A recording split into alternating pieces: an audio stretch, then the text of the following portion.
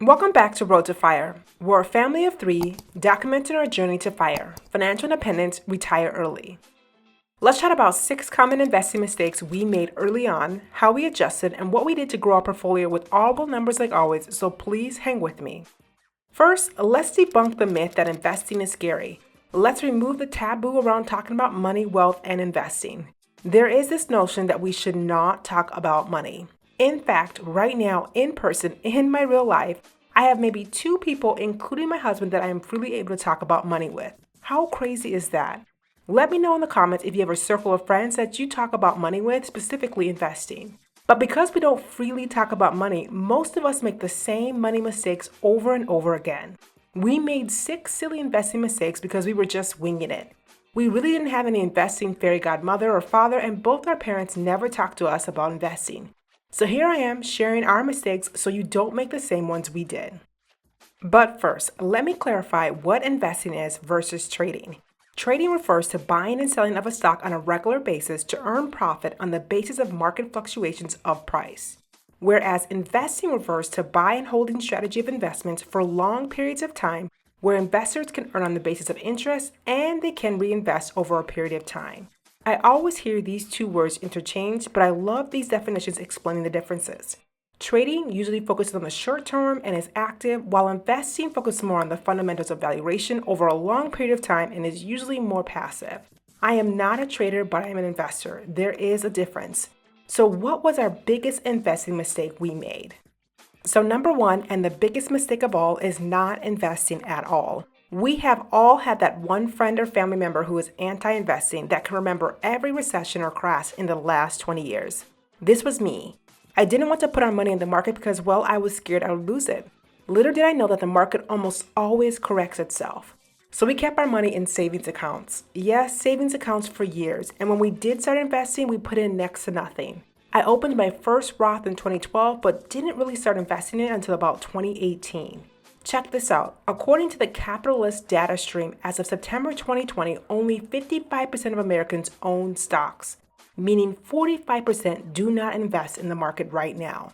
Now, I have to say the obvious. Not everyone has the ability, which is privileged, to invest in the market, but this number is much lower than expected. Investing is the best way to beat inflation. Hashtag I'm not a financial advisor, just my opinion. But I am sure we lost a lot of money because we left our money in savings accounts over time. I wish I could quantify this number just to make the point clearer. Like the cost of not investing effectively for over 6 years during one of the greatest stock market runs of all time. Maybe it's good I don't know that number. But I know not investing was the biggest investing mistake we made. I didn't understand inflation, I didn't understand compound interest, despite getting a financial degree back in 2020. I think I attended class, but I didn't really grasp the concepts. I did start investing early. 2012 would have made me, 23 years old, but I didn't take it seriously. Don't be like me. Number 2 is investing out of order. I made an entire video on the order of investing, and I'll link that here if you want to get into the details. But this was a big mistake for us. We opened a Roth, had a 401k, then I opened a Robinhood account. Now, there is nothing wrong with having these 3 accounts, but where I allocated my money was the issue. I was allocating money into our Robinhood account before at least hitting our company's match. I was not taking full advantage of our tax advantage accounts. Now, if you have a company match, take advantage of it. It's free money. For years, I was not. I was chasing the next Tesla or Apple instead of doing the basics of investing.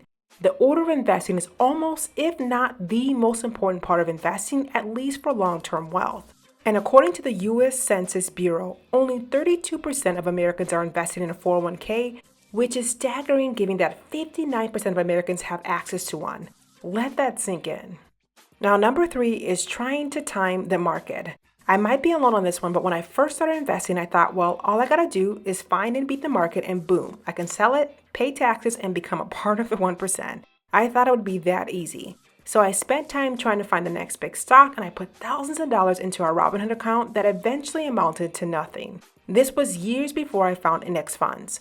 But if you're new to investing, each year the Dow Jones Indices does studies to review passive versus actively managed funds. Over 10 years, only 15% of large cap funds outperformed the S&P 500, and over 15 years, only 8%. But if you feel like you're in that 92 percentile of all investors, go for it. But for me, I will stick with index funds. Lesson learned completely. Now, number 4 is more mental than anything: lack of patience. As an investor, I lacked patience, and in general, I'm just not a patient person. It's hard to say, but it's the truth. So I would invest money into the stock market and check it daily. Yes, daily. So I would invest in a given stock and it would be up maybe 1%, and I'll check the gains and it'll be nothing but $12. Embarrassed to say this, but I really thought I was going to get rich quick. I definitely confused trading with investing at this point. I wanted short-term gains with a long-term strategy. I lacked patience, which led to bad investing trades that inevitably had tax implications that cost us a pretty penny. Patience is so key for this FIRE journey, especially for building long-term wealth. But according to the Merriam-Webster dictionary, impatience is defined as restless or short temper, especially under delay. This was definitely me.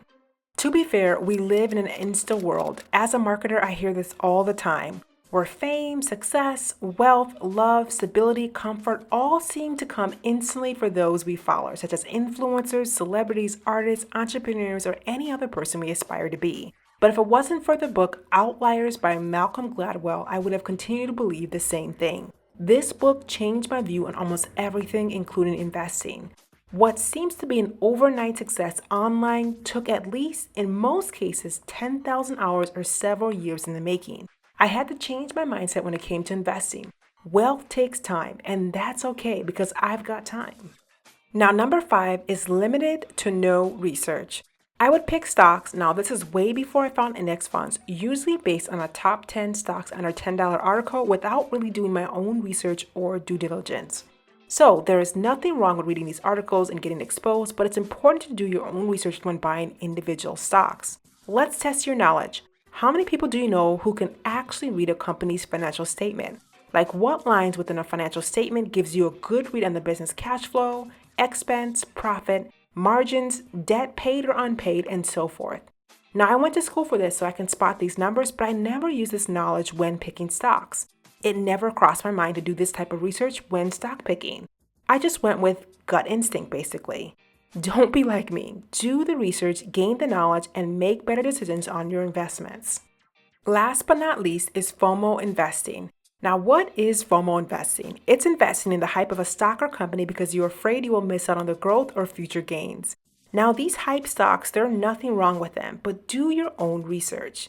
So who bought GameStop after the short squeeze in January of this year?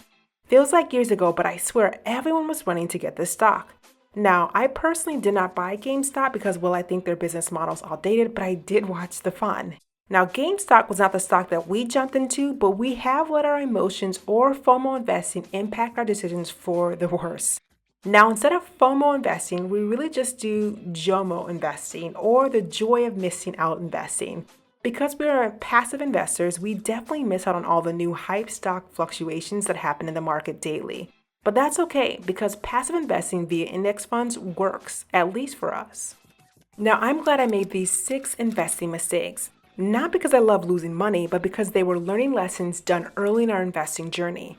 As in, I won't be making them right now or anytime in the future.